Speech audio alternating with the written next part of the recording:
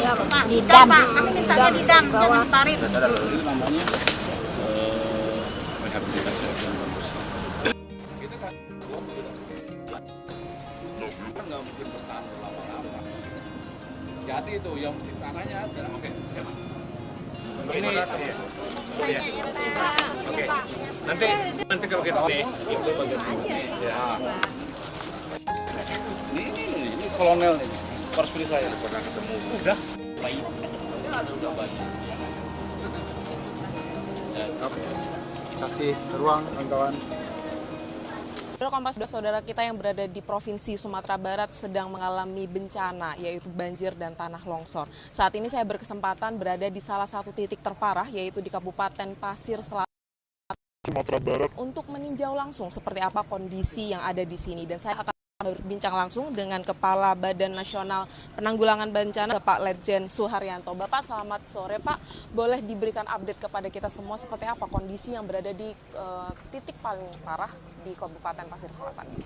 Terima kasih Mbak. Saya bersama Ibu Lisda Hendrayoni, anggota DPR RI, Komisi 8, ada Pak Bupati, Pak Kapolres. Kita berada di Kabupaten Pesisir Selatan, langsung meninjau tadi daerah yang terdampak bencana. Tahun ini termasuk tahun yang paling parah, informasi dari Pak Bupati, dan sepanjang jalan dari Padang tadi memang banyak sekali titik longsoran. Dan di sini yang paling parah karena ada 27 yang meninggal dunia, yang baru ditemukan, alhamdulillah berarti ada 4 yang masih belum ditemukan. Sekarang masih terus dilaksanakan pencarian, pertolongan, mudah-mudahan dalam waktu dekat bisa ditemukan. Meskipun sudah hari kelima ini Pak Bupati ya, kita dalam mencari korban itu ada golden time ya, 7 kali 24 jam. Nah, nanti apabila mudah-mudahan bisa ditemukan, kalau tidak kita akan koordinasi ulang. Kemudian yang pengungsi semula beberapa ratus orang ini dipusatkan di beberapa titik, tapi per hari ini sebagian sudah kembali ke rumah masing-masing, dan hari ini kami tadi melihat sebagian masyarakat sedang membersihkan rumahnya masing-masing. Kebutuhan dasar dari pemerintah pusat juga membantu ya, dari mulai makan, minum, pakaian. Kemudian tadi koordinasi dengan Pak Bupati, jangka menengah panjangnya sudah kita laksanakan secara langsung intensif. Memang dibutuhkan untuk awal ini adalah dari Pak Bupati makan, minum sudah terpenuhi, hanya ada beberapa kebutuhan tambahan. Ada susu, protein, pakaian bayi.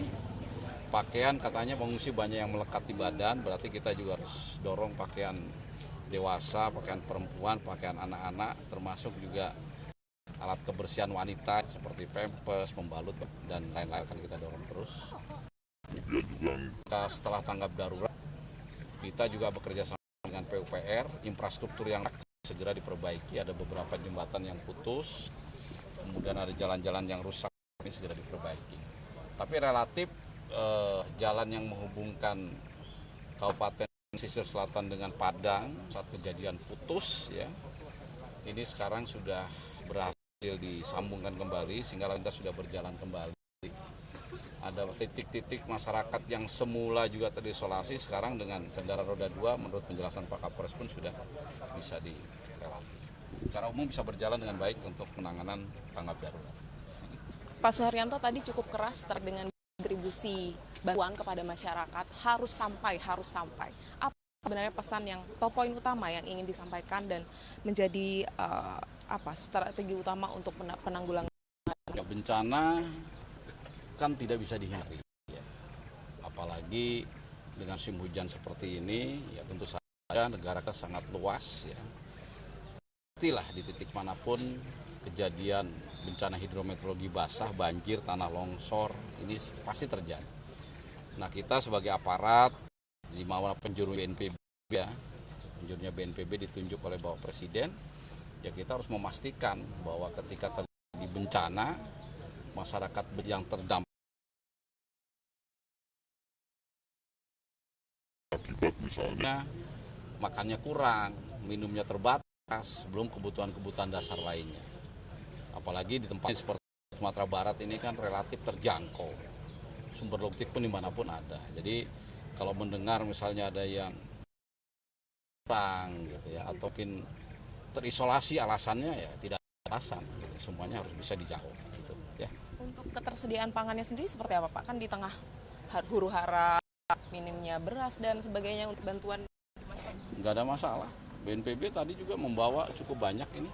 Sampai sejauh ini, ya mungkin tidak huru-hara itu mungkin dalam bentuk besar ya, tapi kalau hanya satu kabupaten ini ada bencana, kami tidak mendapat kesulitan. Pak, 6 saudara kita masih hilang, seperti apa proses pencariannya dan apa yang akan menjadi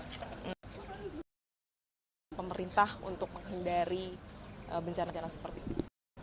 Korban yang 23 ditemukan, ada mekanisme khusus ya, ada hak-hak yang melekat pada keluarga korban, santunan, nanti bisa ditanyakan yang spesifik dari Kementerian Sosial mungkin. Nah yang 4 ya, bukan 6, 27 ketemu 3, berarti ada 4 ya. 4 ini ya tadi saya katakan, kita sedang berusaha terus mencari ini. TNI, Polri, Sarna, semua lagi mencari sampai satu titik ditemukan atau tidak. Nah kalau misalnya sudah 7 kali 24 jam, ya kita bilang ke keluarganya.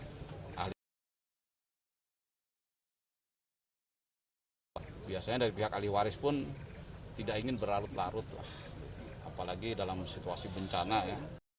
Ini bencana longsor. Bapak bisa bayangkan tanah yang begitu besar mas gitu ya. Tentu saja tidak mudah mencarinya, tidak semudah barang yang jatuh hilang begitu kan. Nah itu juga menjadi perhatian kita. Tapi semangat itu ditemukan. Contoh lagi, di dalam salah satu bencana tertimbun longsor. Yang punya rumah, ahli warisnya bilang saya mau sampai dasarnya, lantainya rumah saya itu ketemu, dapat, baru saya pas ditemukan atau tidak. Petugas cari sampai permintaan ahli waris atau keluarga yang ditinggalkan itu betul-betul dipenuhi. Gitu. Kepala BNPB Letjen Arianto, terima kasih banyak Pak. Selamat melanjutkan aktivitas Pak. Akan memberikan bantuan ya Pak setelah ini?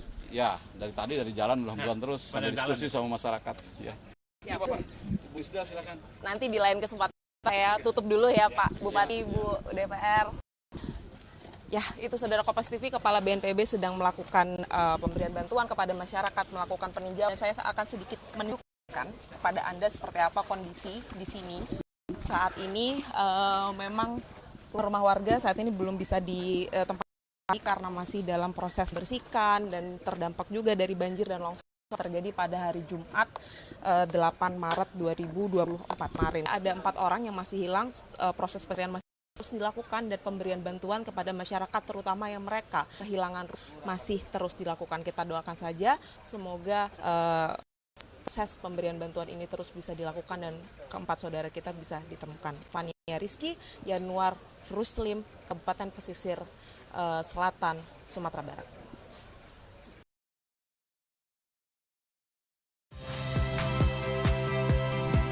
Saya Harjuno Pramendito. Saksikan program-program Kompas TV melalui siaran digital, pay TV, dan media streaming lainnya. Kompas TV, independen, terpercaya.